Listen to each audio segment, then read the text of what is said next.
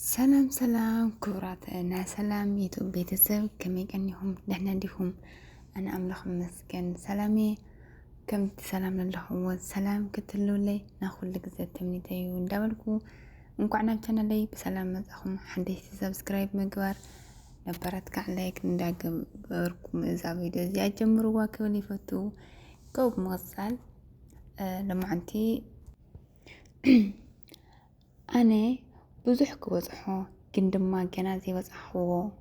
ዕዮታትን ሕልምታትን እዩ ዘለኒ ኣብ ትምህርቲ ዘለኒ ኣረኣያ እውን ደብረት ኣልቦ እዩ ሰብ ኮይንካ ጉዕዞ ሂወት ወዲ ሰብ ክትደሊ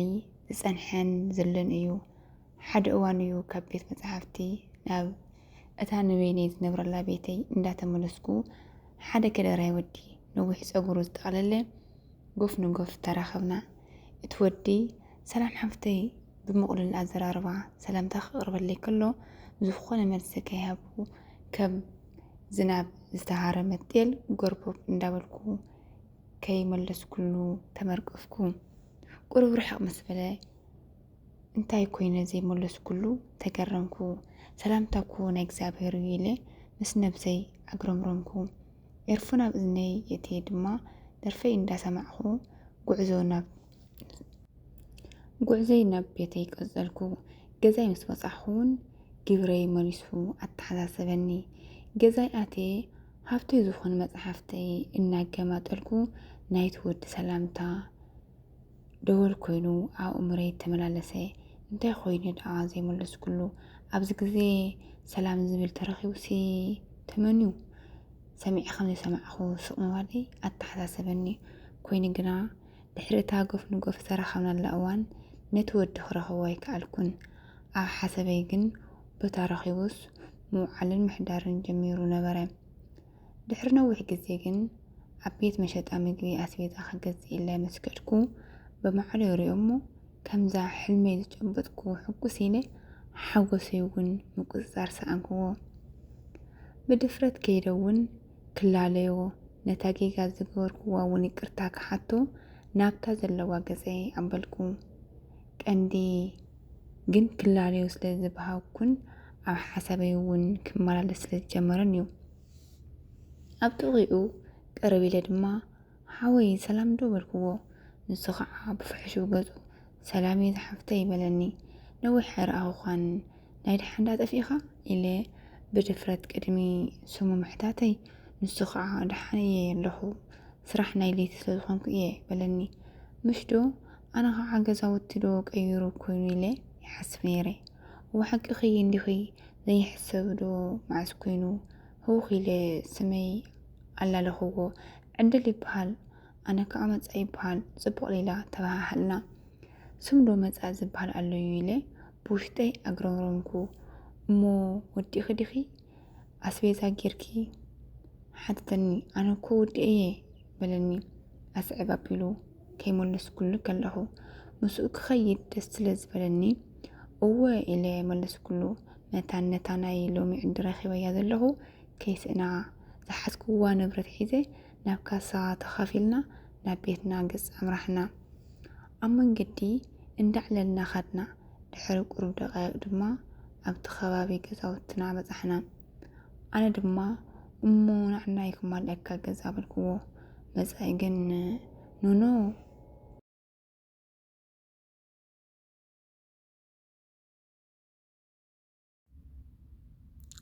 ኖኖ ጽባሕ ስራሕ እየ ስለዚ ምግበይ ክሰራርሕ ኣለኒ በለኒ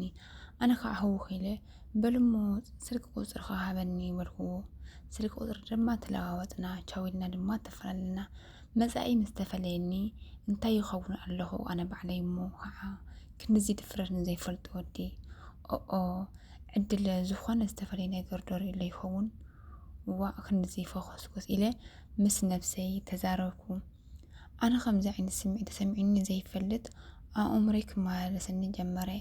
ስልኪ ከይድውለሉ ከዓ ሚዛን ክብረይ ክሕሉ ስለ ዝደለኹ ፈትዮ ከም ዘለኹ እውን ንኸይፈልጠኒ ለስቕ በልኩ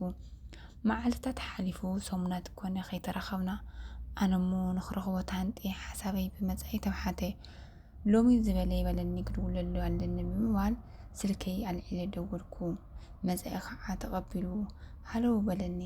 ከም ዘይፈልጠኒ መን ክብል በለኒ ኣነ ከዓ ኣነ ዕድልየ በልክዎ እወይ ዕድል ሰላም ድዩ በለኒ ሰላም እዩ ከመይ ንስኻ በልክዎ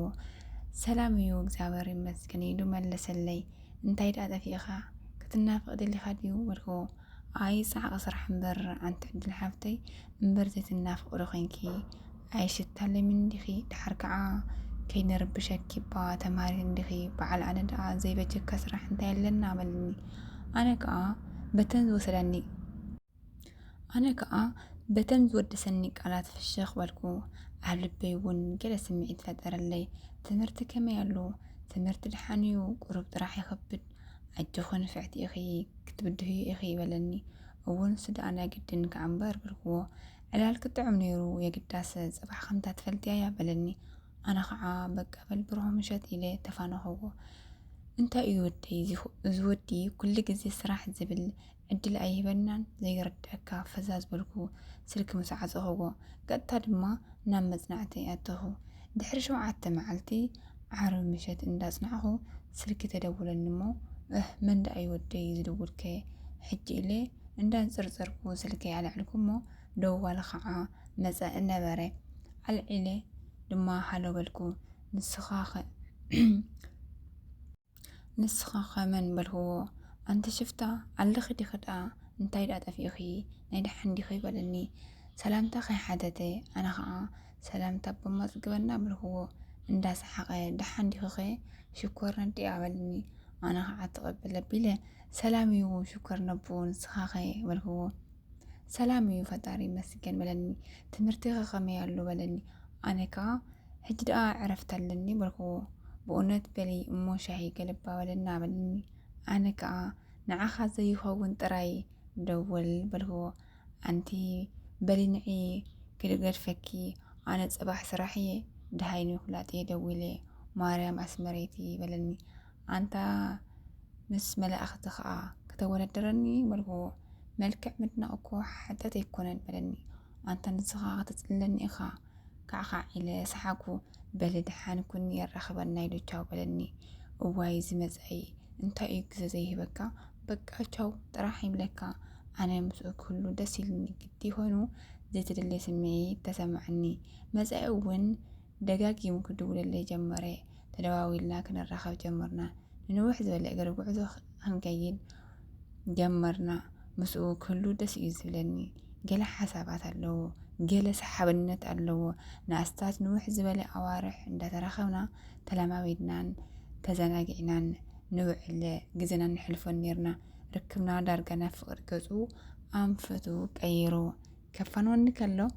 ኣብ ምዕጉርተይ ኣብ ግንባረይ ስዒሙ እዩ ዘፋንወኒ ሓደ መዓልቲ ድማ ንንውሕ ዝበለ በእግርና ተተጓዓዝና ሓደ ነገር እንዲኽለኪ ደሊ ዕድለይ በለኒ ግን ከዓ ተሃዊኸ ከይከውን ፈሪሐ ይብለኒ እሞ ኣይትቕየምለኒ ኢኽምሽ በለኒ ዕድል ብውሽጣ እዋይ የፍቅረኪ የብለኒ ይኸውን ኢለ ንኣምላኸይ ጸሎተይ ኣዕረኩ ካብ ፀፀረቶ እውን ኣይወፀትን ዕድለይ ኣነ ካብ ንላዳ ትሒዘ ገለ ዘይጭብጦ ስምዒት ክፈጥረለይ ጀሚሩ ኣሎ ኣብ ልዕሊ ይብለኒ ኣነ እውን ክሓስበሉ ከይበልኩ እዚ ኣነስ ከምትናትካ ስምዒት እንዲዩ ዘለኒ ነገር ጓል ኮይነኒ ከይሓተካ እምበር ኣነ እውን የፍቅረካ እየ በለቶ ዕድል መፃኢ ሓጎሱ ቋፅር ኣይከኣለን ምእመኑ እውን ሰኣነ ዕድለይ ንሕቶ ተቐበልኒ ኢለ ኣይገመትኩን በላ ዕድል ተቐበለ ኣቢላ ኣንታ መፃየይ ኣነ እምበርና ወትሩ ጸሎተይ ሰሚሩለይ በለቶ መፃኢ ከዓ ድፍሪሉ ኣብቲ ኣራንሺ ዝመስላ ከናፍራ ሰዓማ ዕድል እውን ደስ በላ እንዳዕለሉ ድማ ኣሕቑፍኣ ኣትያ ናብ መንበሪኦም ገጾም ተመለሱ ገዛ ምስ በፅሑ ከዓ ንኸፈላለዩ ኣፀገሞም ዳርጋ ከይፈተው እዮም ተሰዓዒሞም ተሓቋቒፎም ቻው ተባሂሎም ተፈላለዮም ድሕሪ ሓደ ወርሒ ዕድል ከም ሓሳብ ንመፃኢ ዕንበባ ልበይ ካብ ንስኻ ገዛ ኸራይ ኣነ እውን ገዛ ኸራይ ንኸፍል ኣብ ሓደ ዘይንጥርነፍ በለቶ መፃኢ ከዓ ነቲ ዘምፀቶ ሓሳብ ተቐቢሉ እቲ ንምግብና እነውፅኦ ንገዛ ኸራይና ይሽፍነልና በላ ሓሳበይ ተቐቢልካዮ ማለት ድዩ በለቶ እወ ፅጌና ወፅጊነ ልበይ በላ እሞ መዓዝ ኢኻ ደኣ ተቕይር ናብ ገዛይ በልክዎ ንስኽም በር ናብ ገዛይ ይበለኒ እንዳሰሓቐ ድሓን ገዛናይ ጓል ካብና ወዲ ስለ ዝሓይሽ ናባኺ ክመጽእ እየ እዚኣ ቤላ ፍቕረይ እሞ ንስኻ ስራሕ ስለ ዝኾንካ ቀዳመ ሰንበት ንቐይር እዎ ከምኡ ይሕሸና ብሓንሳብ ክነብሩ ጀሚሮም ዕድል ጓል 24 ዓመት እያ መጻኢ ወዲ 27 ዓመት እዩ ንሶም ኣብ ህይወቶም ብዙሕ ዕላማን መደባትን እዮም ወጢኖም ዘለዎ ሓደ ካብቶም ድማ መርዓ ድሕሪ ዕድል ትምህርታ ምስ ወድአት እዩ መጻኢ ኣዝዩ ከም ዘፍቅራን ዝፈትዋን እዩ ብዘይበኣ ህይወቱ መቐረት ከም ዘይብላ ብተደጋጋሚ ዝገልጸላ ዕድል እውን ከምኡ ግን ዕድል መጻእን ዘይተረድኦም ጉዳይ ውላድ እያ መጻኢ ክቱር ዝኾነ ባህጊ ውላድ እዩ ዘለዎ ኩሉ ግዜ ከዓ ዘይንወልድ እንዳበለ ጸቕጥ ገይሩላ ዕድል ከዓ ነዚ ሓሳባት ናይ መጻኢ ኣብዚ ሕጂ ግዜ ኣይተቐበልን ኣላ ምክንያቱ ንሳ ተምሃሪት ናይ ዩኒቨርሲቲ ካልኣይ ዓመት ተምሃሪት እያ ዕድል ግን ሓሳባት ናይ መጻኢ ክትርድኦ ኣብዚ የጠቓልል ቀዳማይ ክፋል ናይዞም ዛንታ ናይዞም ፍቕራት ኣብ ካልኣይ ክፋል ክስካብ ንራኸብ ሰሰናይ ናዕኹም ብርኻት